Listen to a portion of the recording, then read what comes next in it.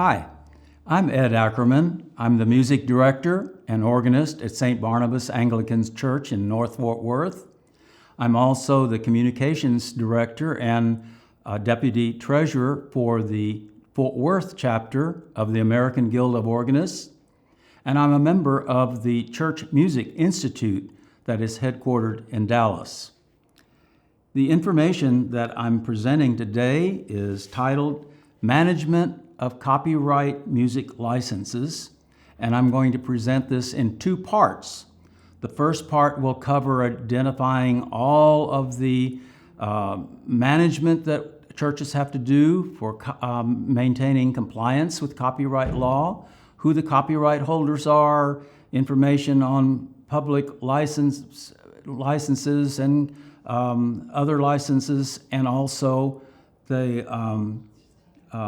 requirements for getting licenses. The second part will look at how we can actually acquire the licenses and what it takes to do that, and then we'll have a final wrap-up.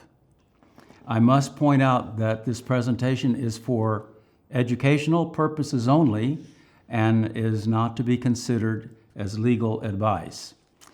I'm going to be speaking from a handout that you will find on the diocesan website, and you may want to download that and follow along with me.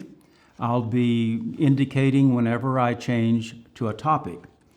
And the first topic is really an overview of the presentation. Here are the general topics that I will be covering.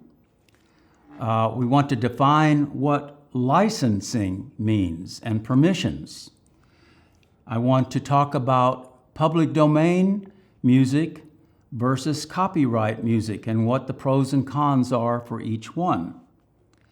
I want to address the religious performance exemption, where we can perform music within a sanctuary and in front of a congregation.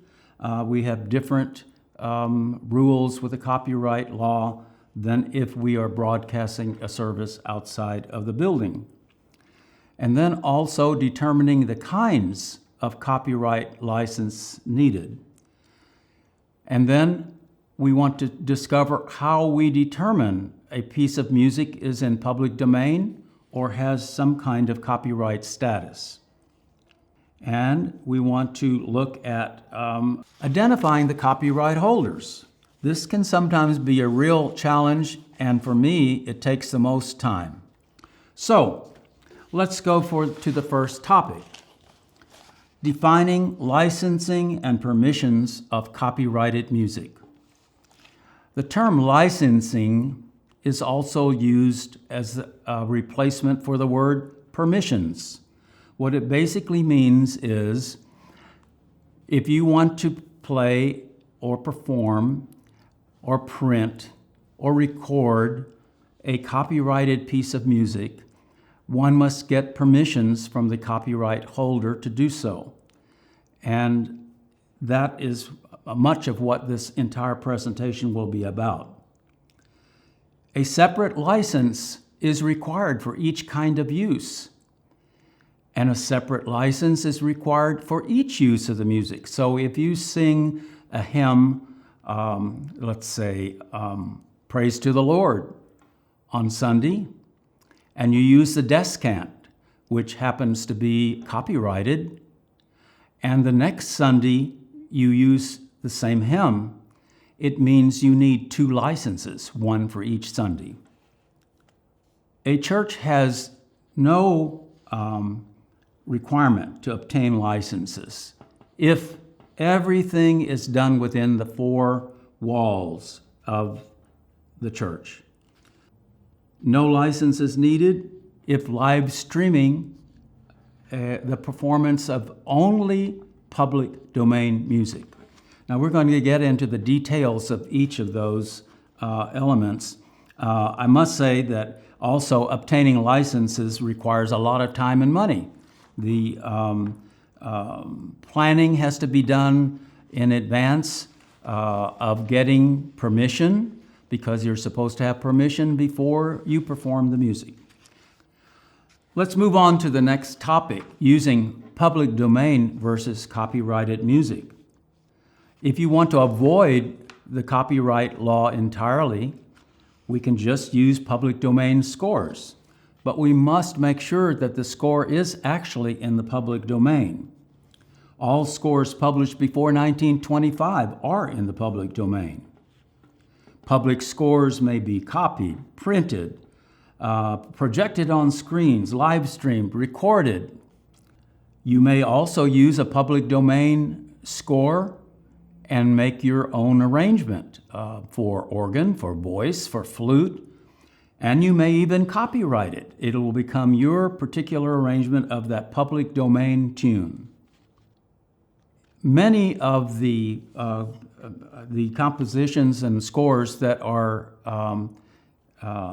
available to us that we think are in public domain often are not. They're transcribed or edited or in some way changed by publishers for maybe even easier reading, and those pieces are copyrighted. So if I look at a book on George Telemann's music, who died in the middle 1700s, I would first think, well, that music's got to be in the public domain. But it's not, because the entire collection of Telemann's work has been arranged by S. Drummond Wolfe. And so it's copyrighted to attribute his work producing all of the changes that make it more usable for modern use. And we have kind of a particular situations with hymns. Often hymns have mixed copyrighted status. The tune may be written by J.S. Bach way back when, but the harmony or the choral descant or the accompaniment may be written by someone in this century, and then it is a copyrighted piece of music. Next topic. We need to understand the religious performance exemption. Before COVID-19 and the pandemic, we were all used to using the religious performance exemption because all of the music performed was within the four walls of the sanctuary and in front of a live audience. Once we began live streaming or otherwise pre-recording a service and making the video available on various platforms for either immediate viewing or subsequent viewing, the church loses the religious performance exemption. So every piece of music that is performed during a live streamed or recorded session must have permission of the copyright holder. And so that's the crux of today's discussion as to how to get the license to perform the music. Moving to the next topic, the kinds of copyright licenses that are needed. We have to first consider the various kinds of music we use in a service. We sing hymns, we have choral anthems, we have vocal solos, we have organ preludes and piano voluntaries, we have trumpets playing and maybe flute playing with the piano and so on. All of these are different kinds of music and have to be looked at in terms of the kinds of copyright that we want permissions that we have to get. And also, what requires permission? Even in pre-pandemic times, if you printed a score or produced a service aid, a bulletin or whatever, and put it in that bulletin, we needed to get a print license, a reprint license, a reproducing license, permission to take that score and lyrics and print it and pass it out to people sitting in the pews, or to project the lyrics or the music on the screen. Broadcasting music in a worship service as an audio-video live stream or pre-recorded event requires a license. Broadcasting a service as an audio live stream pre-recorded event requires a license. Anytime service aids are provided online with a video or audio broadcast, those service aids need to have copyright approval. Projecting music scores and lyrics on the screen in the sanctuary, whether or not they are live streamed, will have to have permission. Rearranging scores for the choir or the vocalist or the instruments will require permission to do so from the original copyright holder. And if you have a large choir and you need to produce rehearsal tracks or you purchase rehearsal tracks, you need to have permission to use them, even though you have purchased the tracks. So then the kinds of licenses that we have, the first one that's free and easy to use is something called a public license. Here's where a copyright holder, maybe someone that wrote a piece of music 2 months ago, prints on the piece of music a blanket approval to be used for any religious service within the sanctuary and outside of the sanctuary. And so you just indicate that you're using that particular piece of music with a public license. The next kind of license that most people have been using in the past is reprint or reproduction license. That license is needed every time you print a music score or its lyrics or words in a service aid like a service bulletin or projecting it on the screen. The other kind of license is for video work, and we call that a synchronization license, where you are creating a live stream or a pre-recorded performance of copyright music. And also that license is needed if you use someone else's video and you use all or part of it in the service. You have to get a synchronization license for that permission. Another license is a mechanical license. I understand that the word mechanical was used way back when pianos began to having rolls on them to produce automatic music. And those rolls were copyrighted. So to use them, you'd have to get a mechanical license since the roll was on a mechanical device. And mechanical license, unlike synchronization license, which is for video, mechanical license are for audio broadcasts. That could be a CD, it could be a file loaded up to the internet, whatever. Then there's something called a master's license. If you use someone else's audio recording, either part of it or all of it, in a service, or add to an audio format that you are creating, you need to get a master's license permission from the producer of that other audio recording. Moving on to the next topic, determining copyright status. Is the music in public domain or copyright? First of all, where do you find the copyright information in a score? Well, if it's a collection of works like I showed earlier, usually the copyright indication is somewhere within the first pages of the book, or it's printed on the bottom of the first piece of music in the collection. We have a special situation when we use the hymnal 1982, which many of our churches are using. There are